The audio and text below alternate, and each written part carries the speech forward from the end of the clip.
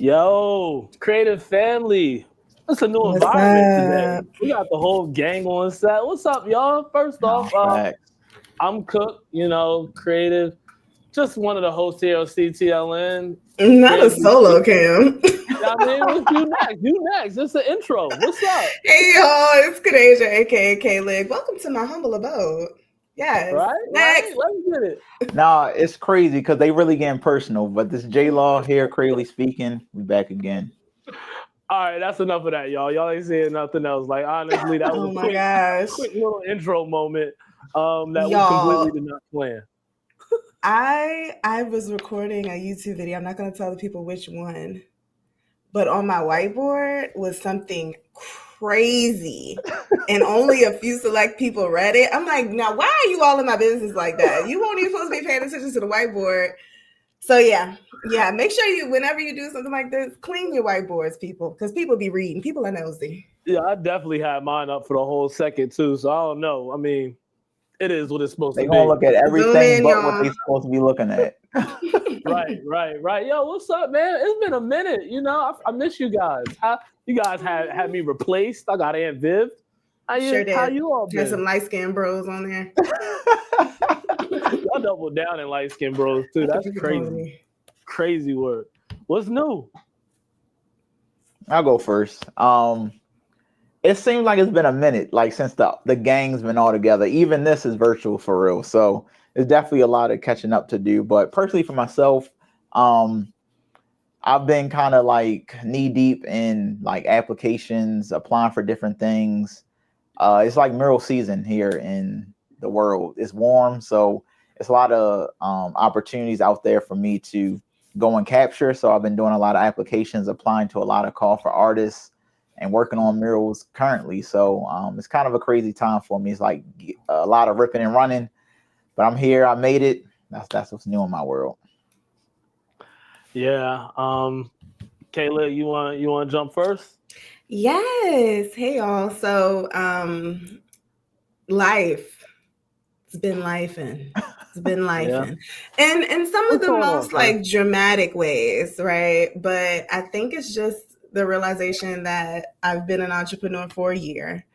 And congrats, though. That's right. major. It's a big deal, and it's amazing. Yeah. Thank God I've been, head above water, keeping my head above water, all that good stuff. Been great, but I feel like I've gotten away from the plot.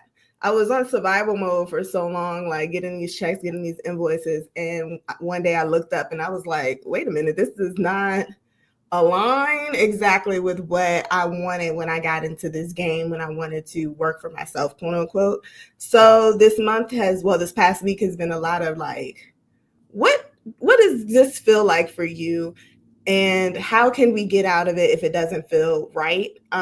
Because if you wanted to work for or do something that you weren't passionate about, or something that doesn't feel good when you wake up in the morning, then you could just go back to the 9 to 5. So we signed up for this. I had to talk to myself. We signed up to do this, to create the life that we want.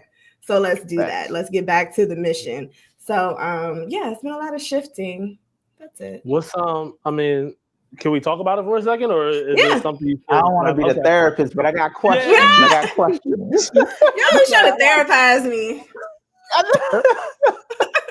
Hey, that sounds like what is it, y'all? No, I'm joking. Let's get into it. This is why you can't tell people nothing. Nah, because first, like Law said, yo, congrats, man. Like, yo, honestly, I'll be honest, I couldn't do it all on entrepreneurship myself. So I like in the span that you've done it. So, I don't think that that's a light feat, a light walk, or anything. But to your point, and getting away from the plot, what's the biggest thing that you've learned about yourself in this year? Or like, who do you want to be? Or is that something that's come up in that? I feel like I'm a very dynamic individual. Like, I need to have space to change my mind, to flow from different things. And I think in my position, sometimes I get into contracts where it's like I'm on a never-ending hamster wheel. And for example, like social media management is what is like the bulk of my bread and butter. And that is like a forever thing. It's like it's no end in sight, which is great because every month you know the check is coming. But I feel like my creative flow works better in a definite span. Like we're working on a project, we're working on a campaign where there's a beginning and an end, and then I can move on. So yeah, feeling constricted, feeling like I'm tapped out of this well, I need something new is kind of what I'm feeling and what I learned about myself. You know what? Saying that though, like I think, and I'm glad you spoke to that part of it specifically, because I think that there still really isn't a framework for like boundaries or mental capacity when it comes to this digital world.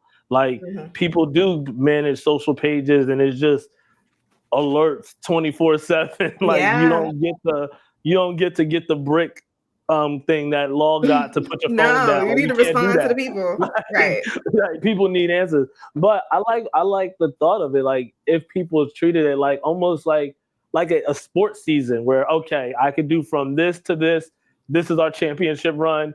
Yeah. We're either going to kill it and you know, you get the team together next year if you want, but it's not as 24/7, 365, because that's a lot to do anything. Like it is.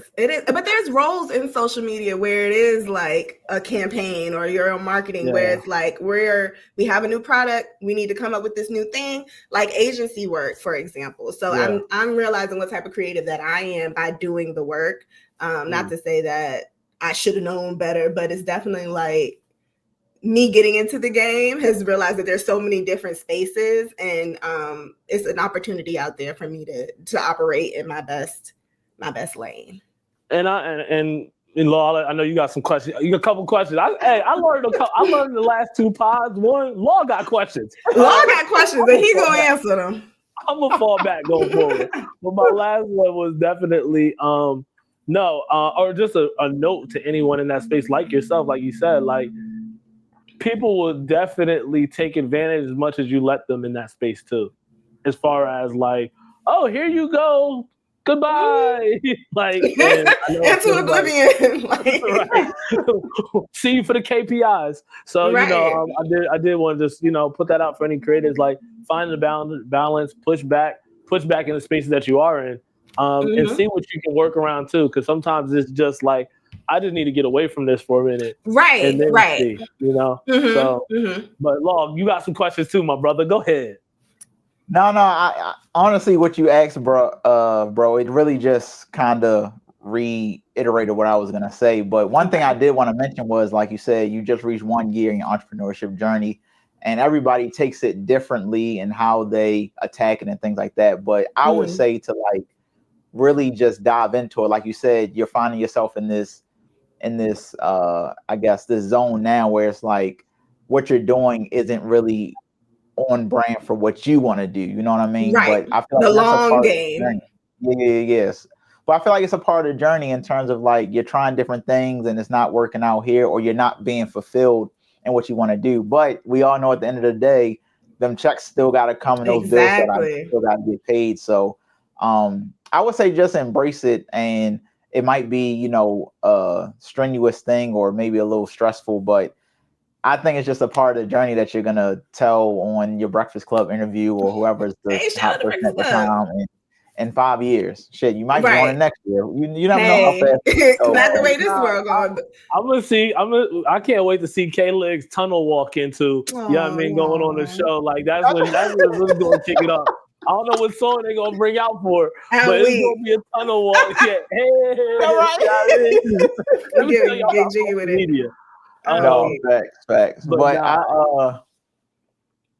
I just want to commend you on, a full year of entrepreneurship, and literally you're on year 2 right now. So keep going. And if it's something that you want to do, because that's another thing I feel like us, like our generation, we hear entrepreneurship and we always think it's that one lane that you have to go by, or you have to do everything on your own, when that's not the truth either. Like I love how all three of us are in our own entrepreneurship journey. We got Cook, yourself, and then me, all doing it in different ways, but they're effective. So I feel like we can all, feed off each other and get tips and things like that. So I need to book a session with J Law because you have the admin stuff down that I avoid like the plague. So yeah. All right. So sneak peek and transparency, because that came up in my conversation when I was talking to Candace, when she was talking about like just our journey as a team, and I was like, yo, honestly, like when I got J Law, like when J Law came on board of the team was when I was like,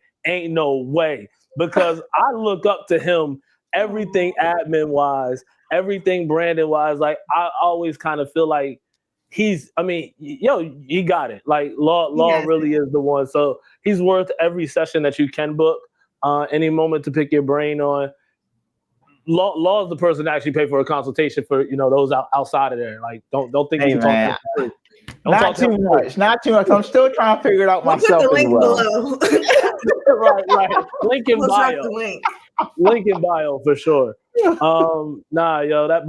like, keep going. And I mean, sure. We gotta keep pushing. Always know that I'll put it publicly, like support's here in any way, like trial and errors here. If there's something I'm burning out, like I've tried a lot. I'll let you know. Yeah, I've tried a lot. I've learned a lot. You don't have to go through the experience all yourself. You know what I mean? To get the game. I mean, there's ways. So proud of you, and we definitely just excited to continue to support you. Oh, lost her. That's it. That's it.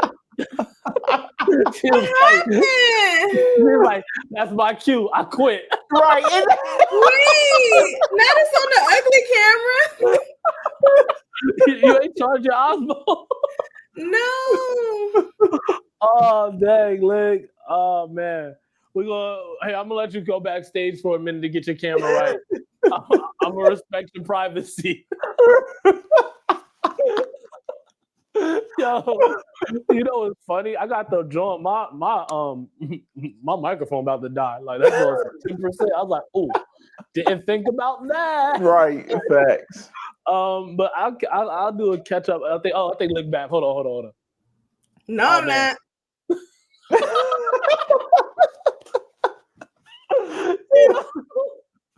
That's funny. No, facts. So I guess I can give up my catch up, and we'll keep going. She'll tune in. I don't care nothing about my. Shoot, man, it's been so much. I did so for those who weren't aware, I was out for 2 episodes. You've been on the road, bro. You've been on the road. I've been on the road. And Lig, thumbs up when you want to come up to the screen when you're ready. I see you unmuted, so I think you ready. Thumbs up. All right, cool. I want to. It's still trash. Take me off.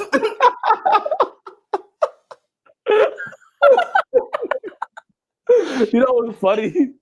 Law was definitely on a regular camera until he was like, "Oh, this what y'all doing? Won't catch me lacking." Yeah, man, I've been on road. I did the event in Connecticut one weekend, and that was pretty dope. We had over 150 people come out to that event. Got to premiere your banner out there. Yeah, hey, man, it's a team. It's a team. Alley-oops all give and go all day. Oh yeah, we look good. You look good. You look good. Yeah. I'm back, nigga. There you go. Yeah. I'm back again. I got one too. Right. Now what was said? Hey, we was over here tap dancing like, oh, we can't go on without her. At all. Y'all was about to keep going without me. You was about to talk about your little ski trip. Go ahead. You're trying to get it back in blood, like when we on Vivda. That's crazy. I didn't even get to that. I was telling people I was going. I was telling about the event. Oh, my bad, y'all. Go ahead. Get that spoiler alert as soon as I bring you on. Nah, but yeah, Connecticut was dope. The DC event, shout out to K-Lig. She popped out for that one. And won something. Yo, she stay winning. No, for real. Lucky motherfucker. I mean, honestly, you talk about entrepreneurship. You got it. Like, clearly. It's funny, though, because she, I ain't going to put out what she won, but she did win something, and somebody else won a prize that I wanted actually her to get. But you were holding the prizes, though. You could have easily gave me that prize. the first winning prize, right? So could you imagine the grand prize was the Meta Ray-Bans? Could you imagine that being the first prize and then everything afterwards is less? Like, come on, yo. Sounds good to me. Aim high. I'm gonna get an email Monday morning, collusion. They heard the pod. I got the pop out. So that was a dope event. So that was, the reason for my absence. But as K-Lig alluded, hold up, my boy. Okay. This weekend, I made another work trip play. I had to go to Atlanta for this whole Tamar Braxton and Miss E's new show that's coming out on Clio TV. So got to post some of those clips. But then after that, I immediately went to Vegas. Got to hang out with one of my homegirls for a minute, and ended up hitting a ski slopes up there. Sheesh! Vegas got snow. That I wasn't unprepared, but I wasn't aware of that either. After a certain altitude, it's cool enough. There are snow mountains up there and everything. So it was like a 40 minute drive. So I went up there, had the baby deers. Let me tell you something.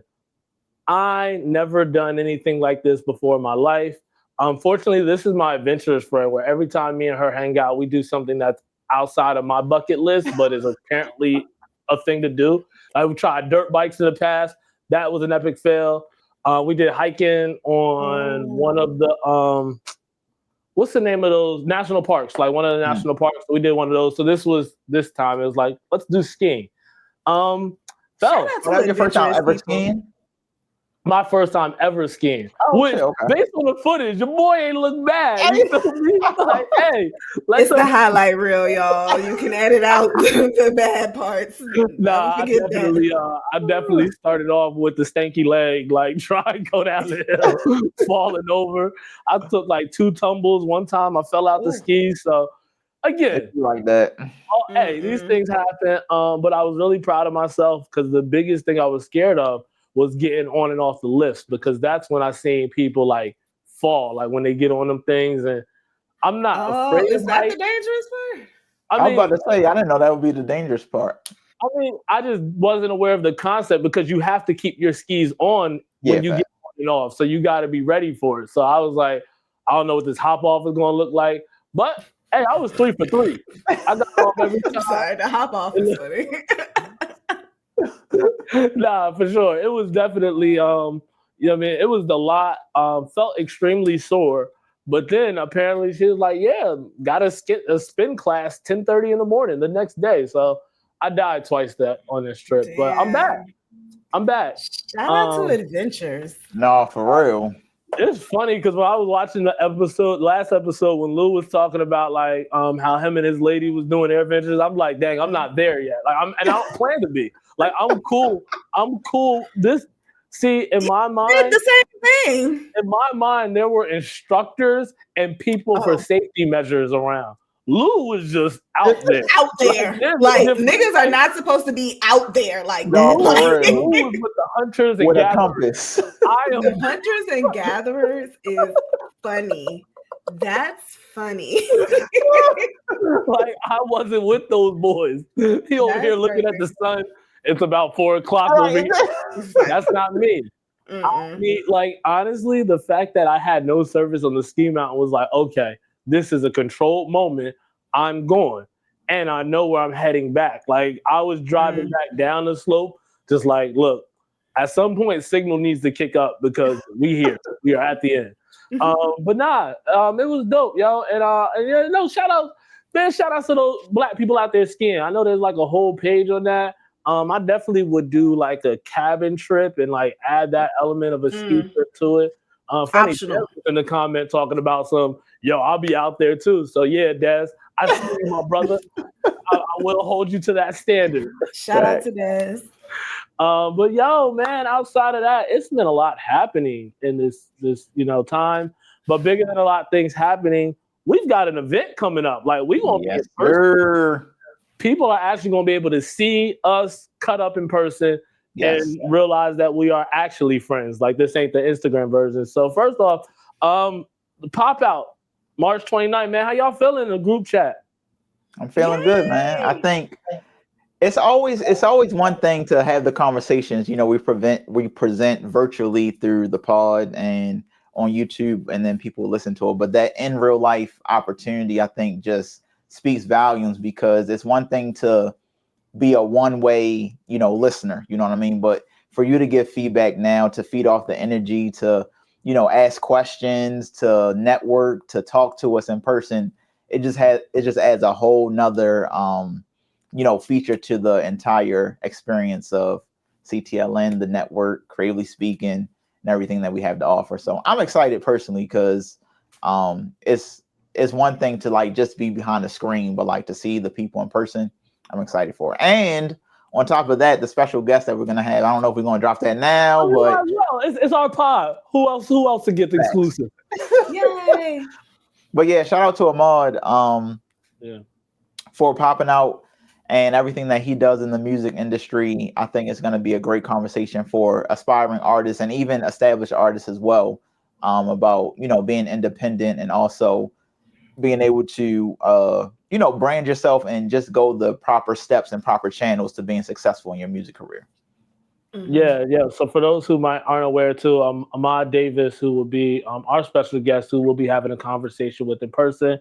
He's the A&R for United Masters, one of the which was founded by Steve Stout, and it's one of the larger platforms that essentially allows artists to maintain ownership of their masters, just have an opportunity for distribution, which is one of the biggest hurdles for entrepreneurs.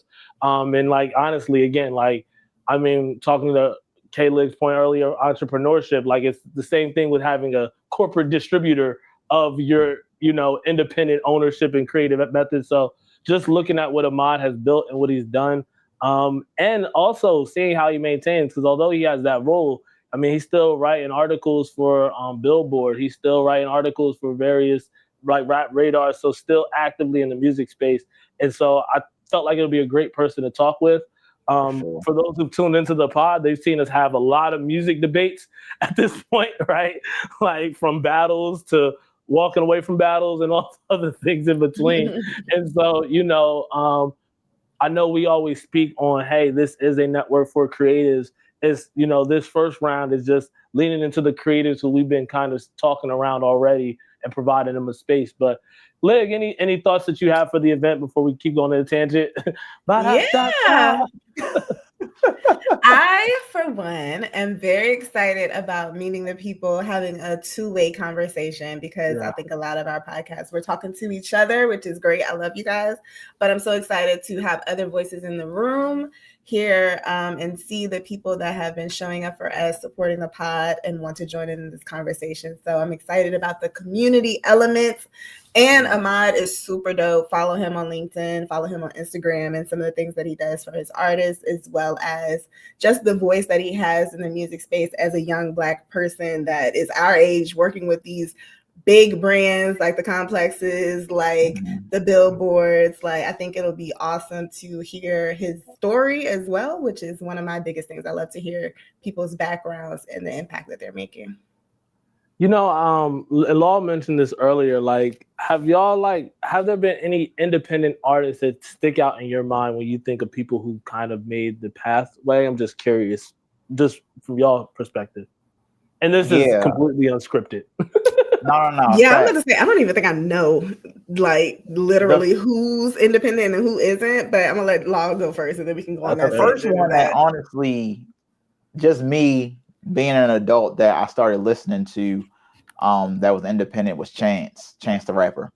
And him coming out, it was just a whole different feel, because it's interesting when we really have this conversation, which I'm excited for, about like independent, being an independent artist going against, the large music labels and things like that, because it's something that you're really building a business. You're just doing it through the music industry. And I thought it was very interesting how Chance came up and how he got to where he was, because he kind of used the guerrilla marketing strategy for him and his campaign for his music, having the background from his father, who campaigned, I think he was a campaign manager for Obama when he was running for either in Chicago, or I think when he was in Chicago. and he used his tactics that he used to get people involved in voting and things like that. But he did that behind his music and the push. So creating flyers and having these community-led concerts at the Chicago Library and all these different entities. And I thought that translated to his music, where he was able to move on his own accord. And I thought that was very unique during that time, because you got to think, this is like 2012, 2013. Such an interesting space and time. Yeah. So that's like the era of like the rap greats that we know now. That's like the era when they were coming up. You know, the Kendricks, the Drakes, the Chance, all them, J. Cole. That's all that era of them being young. So to see him take that route and be successful, I thought was very interesting, because you're really doing everything under your own accord, and you don't really have the guidance of a huge music label to get you to your success. So that's the earliest one. And currently, Larry June, that's like the number one of my favorites as right now as a artist, based on what he raps about. But then his journey of being with a large label, he was with Warner Brothers, and then he left them, I think, after a year or two, and then he's been doing it on his own ever since. So I can get deep in this because I study. Get into the bag. Yeah, let's keep. And before you go further, I wanna bring up something, because this is, I mean, talk about alignment. Like, we've had this group chat probably since this idea since the top of the year in terms of like talking to Ahmad and what we wanted to do. But funny enough, on March 6th, 2025, Jermaine Dupri tweeted this, and it's going to be in line with our conversation. As he says, "I'm a little bit lost. Can someone tell me what the goal of being an independent artist is today? Because all things that people are chasing is shit major artists do. What's the thing with indie artists that makes it so special?" So it's funny because did I not say it clear enough? Why is he? No, not you. You're fine. You're fine. I'm saying, like, what is Jermaine talking about? But it's funny because, like, again, we had this conversation in mind, and so to see someone of his caliber come out like, what's the big deal? Why do people want to be independent? It feels privileged, that thought. Like, why wouldn't you want to be independent when we've seen the TLC documentaries, and we've seen like how many artists have not had their ownership of their music? Or Lord knows what he's doing. Like, why is he so against it? Because Jermaine, like, do we need to pull up his receipts? Little Bow Wow. You just don't know. Like, hold on now. What you got going? You mad?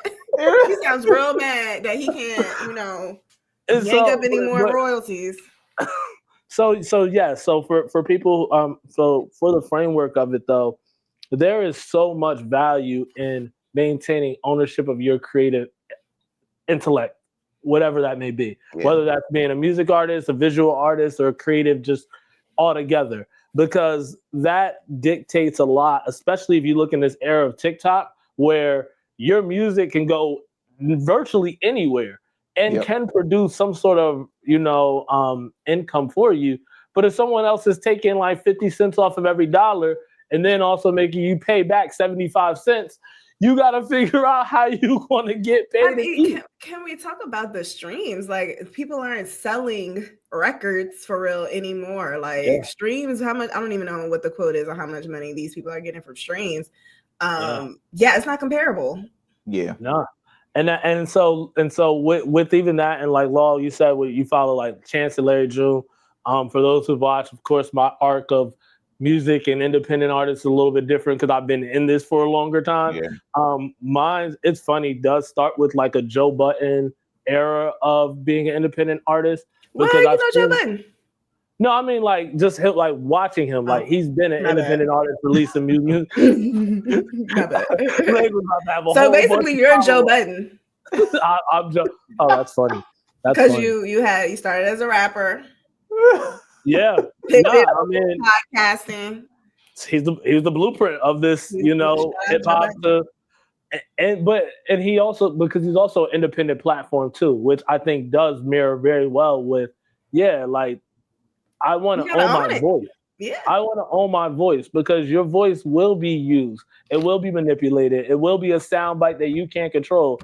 And so, you look at art, I go from a him to a Nipsey Hussle, who I think Nipsey was the pinnacle of independent when it came to artists. For those who might not be familiar with Nipsey, may he rest in peace. Not only was he rapping about, a lot of equity of building yourself up as an artist and just owning this creative landscape and his music, he did something that was really dope. Like, he did a whole Proud to Pay campaign. When he dropped an album, it was free to download it online, right? And everybody had access to it. But if you liked the album enough and you kind of were proud to pay, you could purchase his mixtape for $100. Mm-hmm. And so that was one of the things where, like, you get like your Jay-Z's who like, yo, I'm buying 10 copies. Like, people who were proud to actually invest in him because he realized, look, I'm not going to sell this to the label for them to dictate my value. What I'm going to do is give it to y'all, and y'all tell me what it's worth, and you tell me what it looks like. And that is kind of that strategic, approach of, I don't want to say giving a fiend a sample, but you give somebody something before you actually put a price in front of it. And so seeing what he's built in his marathon, I actually am going to I have an entire like pinwheel of like what Nipsey actually built out. That's somewhere in my space here. But yeah, when I think about what it means to be an independent artist, it literally is the idea that you get to not only control your voice, but you can control where the product of you as a brand goes and how it's marketed. And I think that's very important, especially in this digital era where, again, one little soundbite that you got could catch on, and now you're on road with you, you're on anything like that. So let me ask you both this, because I know I'm just rambling now, and I don't want to do that. Ramble. Nah, yo, we ain't had no 30-second skips in the last 2 pods. I want interviews. I want what y'all did last week. Don't act different now. I seen it. What's one thing that you guys think is, I guess, beneficial for artists to consider? Like, if any artists in the space, like, hey, what are some areas of opportunities? Lig was like, why? Hey, but no, that was a good question, because I thought of independent artists like building a team. So what are some key players that can help support an artist in independency that, hey, you know what? Don't worry about a label. For me, people were like, you need to get a manager, you need to get a publicist. Like, that feels backwards to building a team. Any recommendations you think of when you look at like what a Larry June has done? I think personally, you definitely need that branding person. So whether it's a graphic designer, if somebody can go even further and be a brand designer for you to actually get the image and the likeness together, I think that goes a long way, because like you said, a lot of these things here are in the digital space. So whether you're putting out, flyers for where you're going to be, if you're doing merchandise, if you're doing something visual for people to see, there we go. Sorry. No, I'm gonna start taking K-Lig going off screen as my cue to shut up. Hey, I start talking. Whatever you need to do. Every time you put the question on her, it's like, I'm out. It's beyond me. I just think of that meme when the kid disappeared. Right. This is crazy. Like, have y'all ever been with somebody who was like, take pictures like that? Hey, yeah, that's how I feel. Yo, I'm trying to get out of the peace sign, yo. Every time I get a camera, man, it's. I'm gonna turn to this one, not this one. Start chucking up the deuces on niggas. Yo, chucking the deuce, I'm out. Facts. Sorry, I knew it to show up with that too.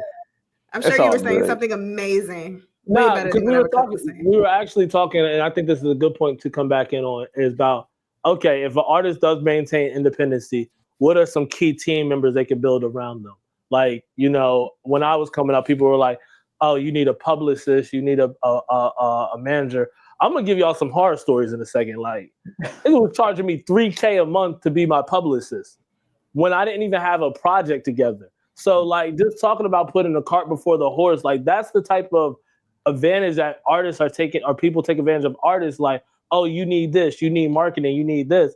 But I think there's a step back. Like, what's a team looking like? And Law was talking about brands. So go ahead, Law. Yeah, I was saying you need some type of designer, whether it's a graphic designer, brand designer, because we live in a digital world. So whether you're making flyers for your next show to pop out for merchandise, I just feel like as an independent artist, you have to be a brand because it totally encapsulates who you are, and you don't really have most people don't really have the resources to go straight in the booth and have 12 hours of studio time to just work on their music and not present themselves and not promote themselves. So have somebody to, put that face to a product, whether that's, like you said, a flyer, your social.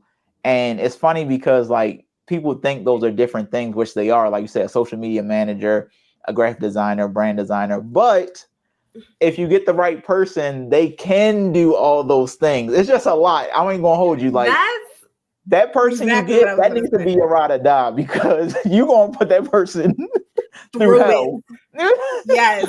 That's exactly what I was gonna say. I was like, you're gonna have to find a what you be saying, J Law? A multidisciplinary. Yes, I love when you use that word. Like, I'm a multidisciplinarian. I'm like, hell yeah, J Law. But no, for real, you're gonna need somebody that's a jack of all trades. Like that. A person that you need in your team, in your back pocket, a person that can be a creative director, I would say more so like somebody that could be your A&R, could be your publicist that doesn't mind jumping in and understanding the brand and the mission. And if you can find someone like that, that has to be your best friend. Eventually they can get like a better title, like an official one, but find somebody that can do a little bit of a lot.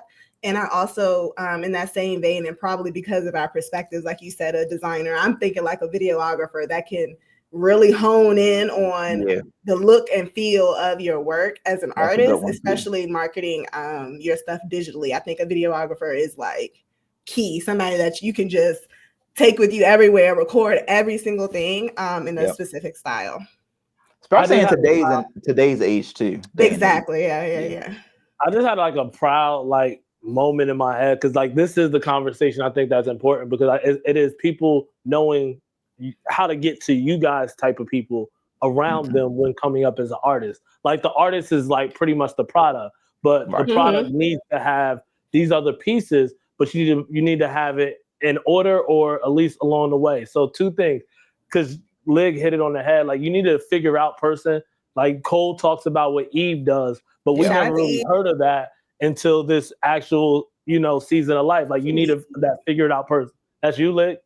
I want to be an Eve. Yeah, I have no desire to be the star. That's something I had to figure out too in my mental breakdown. I feel like you are a star. I know, and I blame you. I blame you for pushing me into the spotlight. I never wanted to be here. Be Eve. No, I'm joking. I don't know. I don't think that I'm the star or like long term. That's like my goal. I really want to be like the person in the background that eventually is like, oh shit, I didn't know she did that. I didn't know she did that. Like a part of my lore. But anyway, not specific about me. But yeah, I do want to be that person that can be the hub for a talent, that they could focus on being a talent. I feel like a lot of times in the spaces that we're in now, especially digitally, people feel like I have to do everything and they don't find that person that could do it for them and they can focus on their music or focus on their art. Facts. Nah, honestly, that's a great point.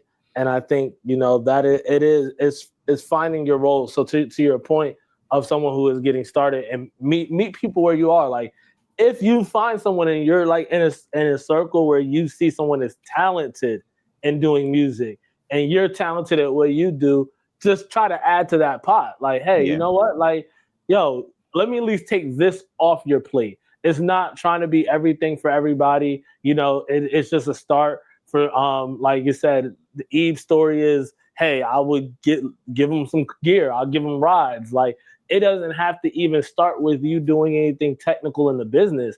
It's just sometimes that creative needs support, a support system that looks different than the one that they might have originally started with. But Law, you had something before I started rambling again. I feel like I lost it. It's fine. Yeah, I feel like I lost it. Happens to me all the time when Cook starts talking. I'm gonna go to C Mike going forward. I'm so happy to be the C Mike. I can't wait. But I do want to play devil's advocate though.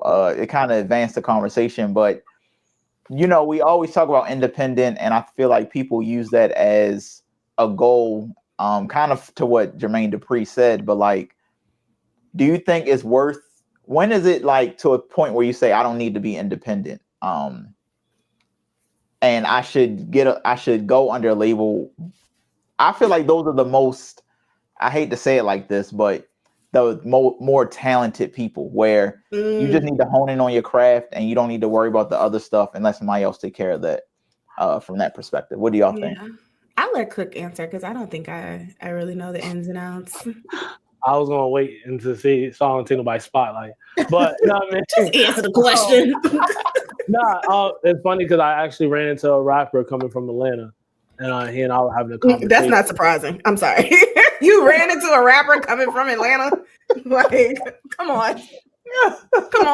Was a stripper beside him? I'm just saying. Shout out to Buddy, because I actually, but the point that he brought up is one, it's your capacity and lift, right? Like, to your point, it is the literal entrepreneur corporate job. Do you want to figure out how to do HR filing and admin work, or do you just want to do your job, get paid, and keep going? And that's really the reality of it. If you want to show up with the art that you have and you utilize the resources, that's the biggest thing. I think that when people think about the label side of it, they only look at it from the perspective of, oh, they own me, they got me doing all this, but they don't look at it from the, what are the resources they have? It's because of them I could be in a room with Nike tomorrow. I could be at NBA All-Star Weekend next weekend. I can go down to the BET Awards. Like, those relationships are sometimes 10 times more valuable than trying to get it out the mud. Getting out the mud is a process. It's muddy. So, you got to consider, like, what is the effort that I'm willing to put in on figuring out this versus figuring out my craft, because it is a sacrifice. Go ahead, and also the scale.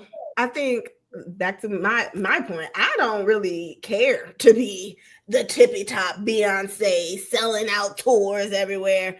Like, I would be okay with the level of, sorry, isn't independent, but a level of Larry June's fame. Like, I want to be able to go to the mall. I want to be able to go to Walmart and still have fan base that really rides for me. And I think that in the day and age that we're in the TikTok of it all, in the segmentation of it all, like in social media, you can find your tribe easily more accessible than before. Like, you can build a fan base, a solid fan base that can fund, and as you're independent. But if you want to be on the red carpets, if you want to be on the Grammy stages, maybe have to do something else. Might have to do something different. No, facts. And what you got to say, Cook? honestly, this 3 cameras not helping me. I'm used to the pod where it's like I'm taking off camera from my laughs and chuckles. Okay, because I'm looking at you. Go ahead. I was saying I think it's interesting because some artists is kind of getting best of both worlds, and I look at 2 Chainz, who was recently on Larry June's latest project. Well, all 3 of them, Alchemist, 2 Chainz, and Larry June.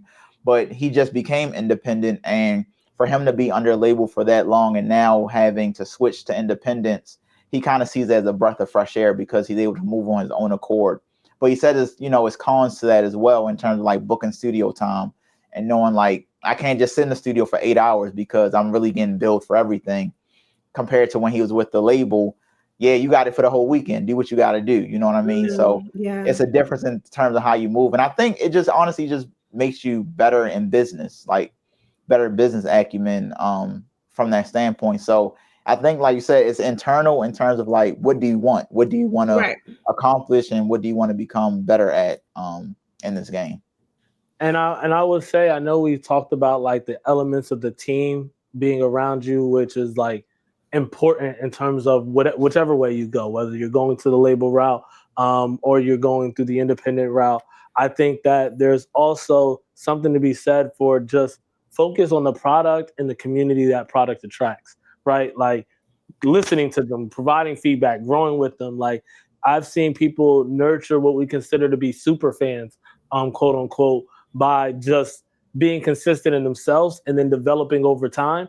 And then once you have that community, that also becomes your leverage for either conversation, whether you're taking the independent route or whether you're taking the label route. As again, great. I mean, honestly, looking back at it, for any artist in the space, I would highly recommend that you take a listen to that J. Cole audio series, because you got to also hear about, like, again, yes, you're on this list label, but there's deadlines, there's their expectations and things that you have to reach that now pull you away from the artistry of yourself that you might care about. And so it becomes down to what do you really want to do? Like, is this your goal of changing your life, changing your impact, or is it your goal of making some dope shit that people get a chance to actually enjoy?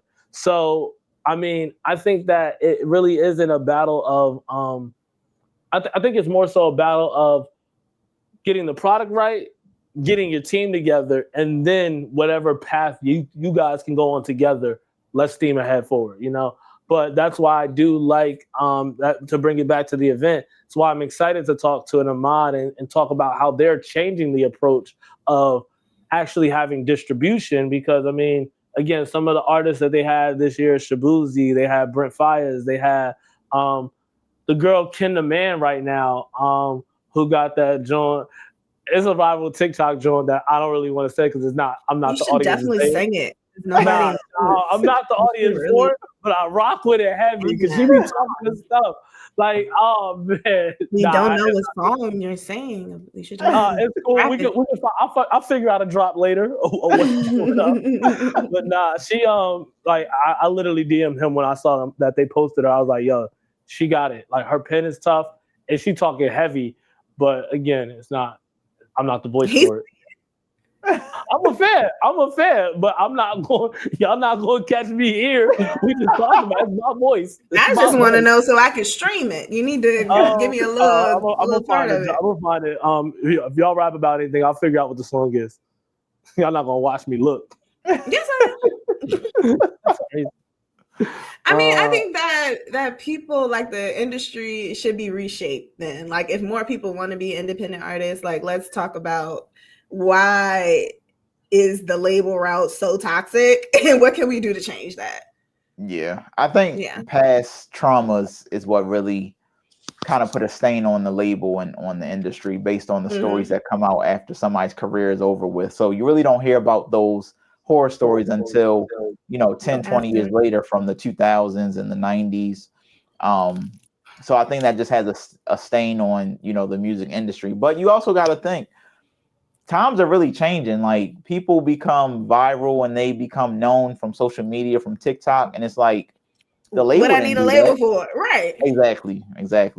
And I think the attention span of people are so short now. It's like, do I really need to go to the trouble of even doing a full album? Because how much spin is it really going to get? The next week is going to be new music out and people are going to forget about them. So singles on Apple Music. That reminds me, I want to encourage anyone, work the product that you have. Like, if you have a mixtape or a product that you're proud of, give it time too. Don't let the climate of the microwave era stop you from shopping around this good food that you already cooked up. I think that's one of the things that when I do have a Doechii thought in my mind, like, that album has been worked through. Like, it's a product that has now been like, hey, look, we'll redo this, we'll shoot it in different lights. I think even recently, Juvenile started to do music videos for songs that he didn't do back in the day that were hot songs. Like, if you got a good song, a good record, make it a video, make it a TikTok. That's like, kind of crazy. What you have. Yeah, I like Juvenile. Hold on now. Hey, man, like, video for the songs back in. Hold on. No. Hold on. How about not? Right. But y'all can hear me decently, right? Yeah, but you definitely switched up the quality on niggas. Damn. Because my phone's out. It's probably the mic. I was gonna let y'all hear. I was gonna let Shorty rap because I'm not saying this. But hold on, see. Even I don't get mad, I got too much designer, I can't kick it at no kickback. Hey. Niggas act like bitches with y'all bitch ass and I be cheating first. I ain't got time to get no lick back. Lick back. Hey. I never heard this before. You on TikTok? No, fact. I kind of do be on it though. I guess that ain't my algorithm. then No, it wouldn't be. like Now the question is, why is it on Cooks? Cook, we cannot post this on YouTube. Right, you trying to kind of fast, Cook. I said, why that's in your TikTok algorithm? No, first off, I knew her page and I found her. Second off, it's the network's algorithm. Oh, yeah, blame me for that. Third off, the homie and them posted her as a signed artist, so I went to look up some more of her music. But that joke was hard. It was like, yeah, I don't like it when the math. The joke sucks when you got to explain it. It wasn't a joke. It's my life. It's for real. It's for real. It's dead ass. Like I heard it and I was like, yo, she's spitting. I don't like it when the math don't be mathing. No, I can't say that. So, question. This is kind of off topic, but on topic because I know y'all know the answer. The Anxiety song from Doechii, is that an old song? It is. Oh, wow. It's a part of her. I love this thing that Doechii did. Every day she did these coven sessions where she was like pushing her pen. So every day she would write a song and post it, like because she was having anxiety about posting and like sharing her music. So every day she would push herself to create and share it that same day.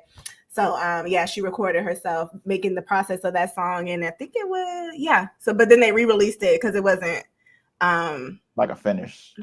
Yeah, it wasn't like it wasn't on streaming or whatever. Gotcha. You know, tell me the word. No, I don't like when the math don't be mathing. Oh, okay, fine. Anyway, they re-released it. It wasn't released on DSPs. It was. There we go. Look how easy that was. He saw me over here struggling. Right. I was looking up the Juvenile video that he did, and it was he literally did a video last year from his 400 Degrees album, which is crazy. That's crazy. He was on. I think he was trying to push the tour. Yeah. But just in terms of like repurposing content. But to your point, like again, working a record because now we went from Denali is a River to Anxiety with Doechii. And again, all music in the same breath, but different variations and hitting different algorithms. You got to realize. Oh, my bad. Nah, go ahead. Then she added it to. She re-released the album with Anxiety on it. Oh wow! That's with that one song. I'm like, girl, I thought you had a whole deluxe album. No, baby, one song. TDE is notorious for running up an album. They love a deluxe album. Because I promise, the fact that they still getting SZA's SOS off, crazy, mighty suspicious. Mighty suspicious. But yo, I mean, but like I said, like to both paths, you gotta know the game that you're playing and play and fall into what those rules are. Like if you're going to take the industry route, you can't be against the industry. Like, nah, man, F major labels. Like I gotta go through red tape. Hey, this album's not coming out because the label hasn't approved it. That's where we start to see some of the like Ari issues that we've talked about in the past. Like, yo, what's going on with the music? This, that, and third. Well, that's the cost of being under a J. Cole, which also is the reason that you kind of get this light that you have in certain regards. So, you got to understand that you're playing a game and you can't get mad at the rules if you signed up for that. You know what I mean? That's just my thoughts. Unless they change them. But midway through. Right. Nah, that's a fact. And that's the benefit. That's the independent. Hey, cool. I'm gonna take my ball and I'm gonna roll. But you can't do nothing when you're on a label. Like, nah, we got you for 2 more projects. Like, know what you're signing up for. Like, keep if you can. You need leverage. Build your community and audience first. Then sign to a label where you can control the terms and you keep the terms lower. Because a lot of people, once they get like a viral hit, they like, yo, like I don't know what type of deal Jello got, but he gonna swerve in that corner too much. I mean, like they just had him rolling loud. He gonna get rent, like go through a lot, and only to realize he might have had a better impact as an independent brand because of his name. Like, but it's one of those again. Do you care more? What was his name? Jello? Yeah, you know the song. I know the song. I didn't know his name was Jello. Oh shit! I'm sorry. Sorry. Angelo. Oh, okay. That's what I was like. I thought his name was something else. Okay, go ahead. I've never called him by his full government. I also never called him. I don't know. Wait, what's the boy? But all right, that aside, so we talked about Empire teaming. So people that pop out next week, not only can we have this conversation more in a reciprocal way, but we also have networking that's broken down in 4 categories, like type of creative thinker you are, right? And I have this right here. Boom. Yes, sir. And so the 4 types of creative, because even as artists, our brains work differently, right? Yeah. You got your visionaries, your strategists, your artist purists that are art before everything, and then your go-getters. I have an example of each of those. I'm gonna throw one out, and y'all let me know if y'all got any different ones or if y'all would switch them around. How's that sound? I got you. Visionary. I'm going Kendrick. I think I'm sorry. Let me say that. I'm going Nipsey Hussle for my visionary. He's my visionary because he actually spoke a lot of things in fruition. And one good thing, like if you listen to Victory Lap, which was his first public release, he has songs on there like Status Symbol 3, which if you Google Status Symbol, there's a 1 and 2. So like throughout his career, it's like he's been stacking and telling these stories, and they're all connected into his own journey and growth. So to me, that's kind of a visionary approach. When I think of an artist that's just pure the art form, I think of a Lauryn Hill because gave us one project, sounded great. Y'all getting nothing else. You get nothing else. You get nothing else. Which is amazing in terms of like how great it was, and literally didn't give us nothing else. But hey. I mean, and not she didn't do the Fugees. Like, please don't kill me online. I do know that, but again, she gave us that Sister Act 2 and said, "I'm good. Take care. Y'all love yourselves." When I think of a strategist type of artist, or strategist type of, I would say, he has no strategy. I was gonna say Pharrell, but we've seen. I don't need a trigger. Don't get me started. I would say strategist. I would say, well, all right. I'm gonna pivot here. I'm gonna say more of a role, which I would say top dog for TDE is a strategist because of how they've done SZA's projects. Like it's been a strategic rollout in all of that regard. So That's I would. Huh? That's a cop out. You need to do an artist. All right, fine. Let's see what I can think of. I actually had a whole list and I can't figure it out right now.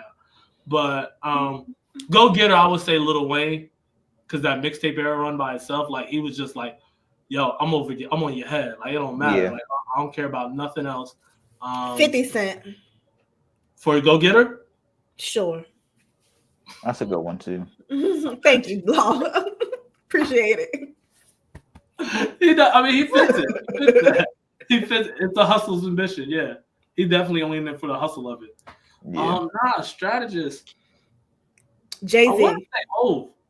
Huh? Yeah. Jay-Z. She said Jay-Z. Yeah. Hov definitely. Like everything has been strategic. Blueprint 1 through 3. Yeah. I mean, even up to 4. And also why he doesn't talk to us now. No reason. It is not in the strategy. I'm getting paid over here. Exactly. Also Beyonce. So the whole household, really. Do you have Beyonce as a strategist or a visionary? Strategist. I think she's a businesswoman. True. The way she running these pockets, baby. Yeah. Jesus Christ. So you going, huh? She's strategizing her way out of a bank somewhere. Good Lord. I would say Rihanna's an artist. Like she doesn't. It's like. Is she? I thought you got to make music to be an artist. Yeah. I mean, it's going on 10 years now. But I mean, in the sense, like she's. Yeah. No. I'd say she a visionary too. Okay, I'll give her a bit. I now or a strategist. I have Drake as an artist. He's not a visionary. We can do Chris Brown. God damn it! What is wrong? Can y'all still hear me? We can. Yeah, we can hear you. And we can see you like the volume bubble around you too, which is hilarious. I don't know why my camera keeps timing out. Maybe I need to maybe it's something. Your DJI times out? And maybe that's what it is. That's it. Yeah. Okay, y'all go ahead. You said Chris Brown is an artist? Yeah. Yeah. Because he gives us like 30 songs an album. You know what he doing? Making music, like, and doing coke. That's it. Like, cocaine and music. That's all he gonna do. Do a little dance. But ain't no brand deals. Little Chris and cocaine. Ain't no red carpets. Like, nah, facts. I'm in the studio high, nigga. Like, that's about it. Nah, that's fair. That's fair. I would say Jeezy's a go-getter. Young Jeezy. Yeah. That's a good one too. I don't have him. What you got Larry June as, Law? Since you listen to him. I would say go-getter. I would say visionary because he does it himself in terms of like the entire branding of, you know, the Midnight Organic and like the ad libs and everything is really like a brand. And you know that because like when he posts stuff on social media, people will just comment what he says. Like, good job, Larry, or, you know, suck it to me, or, you know, it's just, you just know what you're going to get when he posts and people know him for the things that he does. So I think that's visionary type activity. But I say go-getter because he does everything encapsulated to like really be a relevant artist. And it's not just the music, you know what I mean? The other things that he has, like the merchandise, the touring and things like that, keeps him not afloat, but like maintains his status as an artist without relying strictly just based on the music model. I like throwing out names and seeing how we think. Come on, Lig, don't you? What you got her as? Well, she is all things. She is every woman. I would say. Pop out. I would say she is a visionary. What's the other ones? What can I think? Strategist. I would say artist, just because like she's like a purist to the craft. Like even looking at her the Nozzle River video and how like meticulous that was art wise throughout. Like I feel that she's that type in my mind. I was gonna say artist as well. Let's go with that. Yes. if I'm just here so I don't get fined with a person. Hey, I appreciate you, yo. Anyone else that y'all want to throw out there? I could try to put the people in the group. Playboy Cardi. Don't listen to him. Really? I don't. I'm surprised. I only listen to the Good Credit song because Kendrick was on it. I feel it. I was in the same camp. Then I went to the gym with that shit. With the album? I almost fell off the elliptical. That shit go in the gym. You know what's funny though? Some artists you definitely gotta be in the right setting to hear. Like that was me with 2 Chainz. Was it 2 Chainz? I think it was 2 Chainz when he first came out. Okay, there we go. I'm like, what are you listening to? When 2 Chainz first came out though, I had to hit the function and it was like, oh yeah. No, facts. Yeah, that's 100%. Yeah, so maybe I'm just not in the right setting to hear Playboy Cardi. So yeah, I think we're old. Do you listen to Playboy Cardi, Law? So I've listened to his earlier tapes, but he got too demonic for me, so I had to cut him off. I'm sorry. I feel it. I don't know. I just tapped in because everybody was talking about this recent one, and I'm like, oh, my ears are old. What is happening? That's what a lot of people saying. It's for the younger crowd. Mm-hmm. It's fun though. It's a lot of fun. Yeah. I don't got nothing else for it. Not me killing the conversation. No, I got the Kendrick verse, and that's it. I could talk about that. I mean, Kendrick fucks with him. That's why I was like, well, let me tap in to see because you know, Buddy doesn't really just rock with anybody. So Kendrick do be rapping with some people that you just be looking like, huh? I wouldn't pick because he did one with Cardo. Like, but he's Kendrick. Like it's like, oh, okay. I want to know how the link up happened and when did he actually do that verse too? It had to be within the last month because of Luca. Luca Bar. And I didn't listen to it, so I wasn't sure. He said, Rocky. Yeah, Relly. Point, like ASAP Relly. Yeah. Oh shit. Mm-hmm. Kendrick. Yeah. Silly Kendrick. Oh, okay. Hey, since we're here right now, I know we're really rambling, but y'all see the UMG Drake recent update? I didn't see what happened. Can y'all fill me in? Read it. Am I the best? I feel like you're a better reader. Okay, all right now. Come on now. You already came into me about RPS. Talk about I can't read. You don't remember that? I do. Because our schools are underfunded. It's fine. My fault, yo. I'm a better person than this.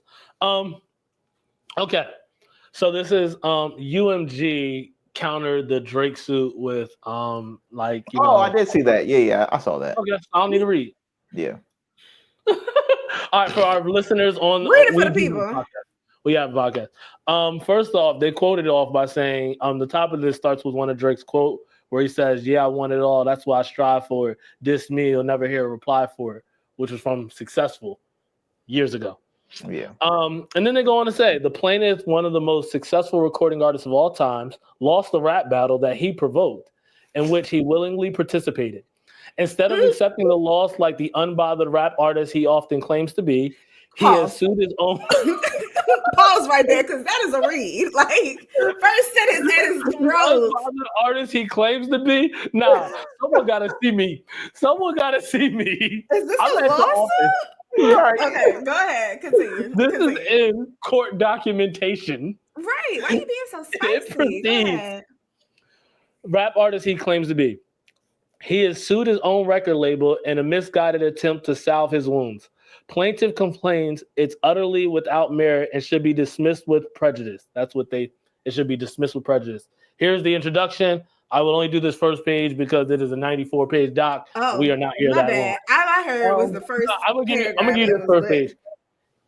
In the spring of 2024, two of the most popular recording artists in the world, Kendrick Lamar and Aubrey Drake Graham, Drake or plaintiff, engaged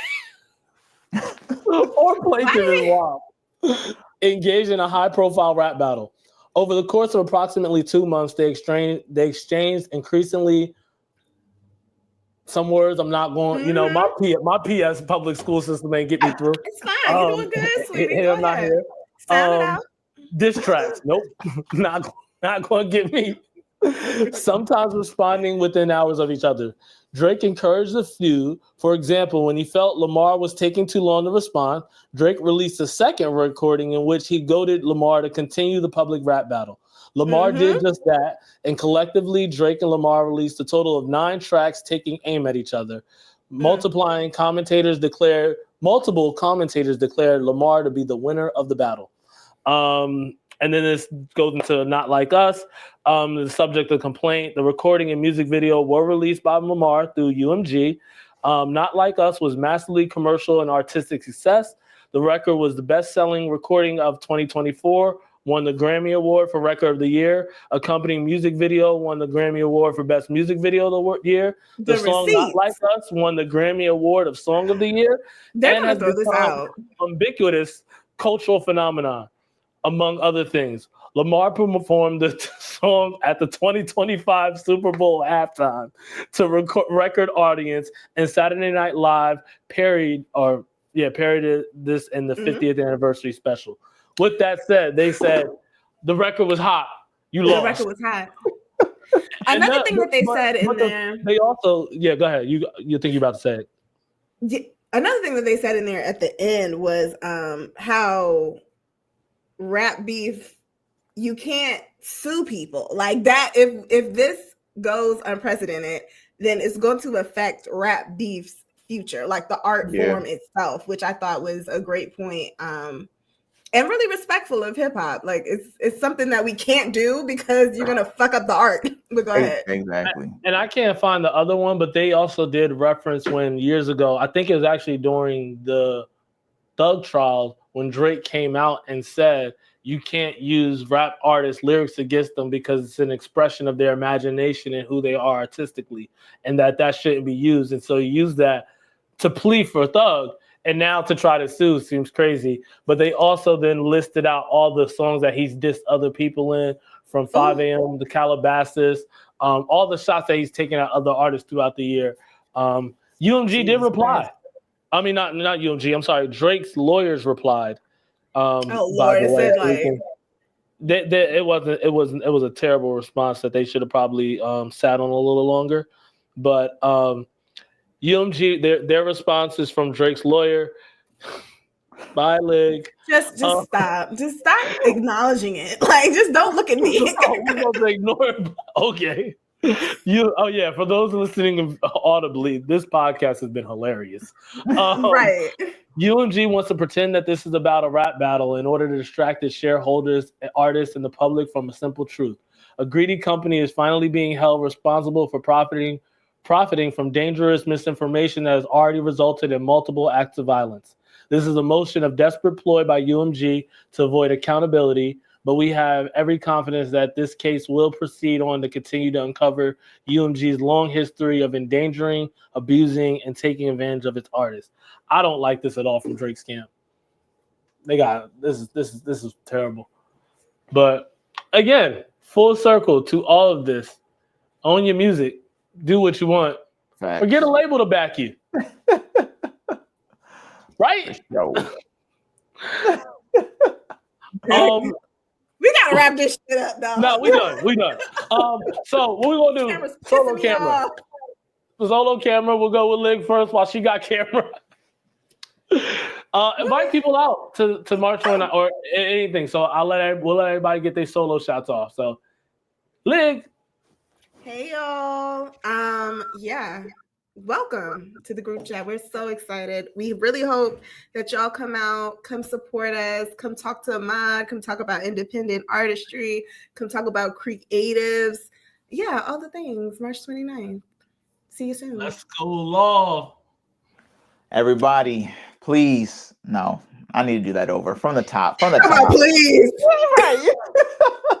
But no, everybody, I definitely need y'all to come out to the group chat. I think it's going to be a great experience for creatives all alike. We know it's centered around music and, being an independent artist. But myself, I'm not a musician or anything like that. But I think just the gems that you'll get will gain great business acumen in whatever you do creatively. I'm excited to talk to Ahmad. I think it's going to be a great conversation. Got a couple questions for him to answer as well. So I need y'all to tap in, come network, have a good time with other creators, and you don't know who you're going to meet in the room. So I'm going to see you on the 29th, man. Group chat, what's up? Cook here, man. Let me tell you, I'm really excited to bring you this to be a part of the team bringing you this event on the 29th. Please come out to it as we are going to be having outfit like Law. Like, I ain't begging nobody. Like, what I'm right. Wow, not me having the best drop. That's crazy. Hey, mine from the top, but nah. Honestly, like Law said, man, although this might be centered around the music industry in this initial conversation, please come out because, as we alluded to on the pod, this is about building a team as well. You might not be a musician, but you might be a designer that, hey, you need to find some other ways to get your product visible. Linking up with an artist might be a great opportunity. Same thing if you're a content creator. This is a great space to start to build your team. We are going to be at DCTV, which is at 901 Newton Street, Northeast Washington, D.C. We're going to be there from 12 to 3. So if you have not, please click the link in our bio. Come check us out, and we're going to see you there. Appreciate y'all. Back to the team. Love y'all, man. Hey, this is fun. I ain't gonna lie. Next time I'll charge my camera a little bit better. My microphone, because that's what died on me. I'll figure out my camera issues. You ain't gonna talk about that. But nah, y'all. As always, please keep following. If you haven't liked or subscribed to our YouTube channel, please do at CTLN_network, or just search Creatively Speaking because we up there. You know what I mean? Sure. Bye. Bye, y'all. Peace.